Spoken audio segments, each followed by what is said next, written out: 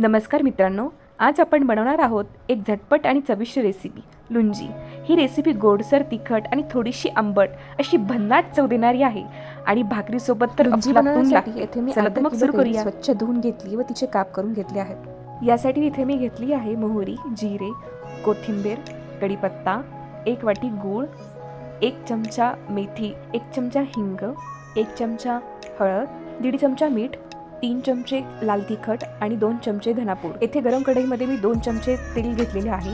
त्यात तेल गरम झाल्यानंतर मोहरी व जिरे टाकायचे आहेत। मोहरी जिरे तडतडल्यानंतर कढीपत्ता, त्यानंतर मेथी दाणे, हिंग, धनापूड व कोथिंबीर हे टाकून मिश्रण खालीवर परतून घ्यायचे आहे। त्यानंतर हळद, लाल मिरची टाकायची आहे व मिश्रण परतून घ्यायचे आहे। मी आता कैरीचे काप टाकत आहे। कैरीचे काप टाकून झाले की त्याला परतून घ्यायचे आहे। कैरीचे काप व्यवस्थित परतून घ्यायचे आहे, जेणेकरून कढईतला सगळा मसाला त्या कैरीच्या कापांना लागेल। या क्षणी आता मी इथे गूळ घालत आहे। इथे मी 1 वाटी गूळ घातला आहे।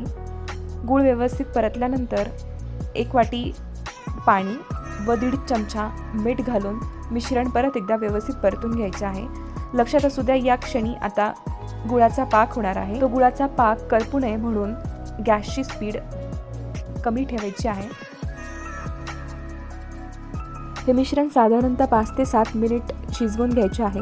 इथे तुम्ही बघू शकता कैरीच्या फोडी अगदी व्यवस्थित अशा प्रकारे तयार आहे। झटपट बनणारी चविष्ट लुंजी। व्हिडिओ जर आवडला असेल तर लाईक, शेअर आणि सबस्क्राईब करायला विसरू नका।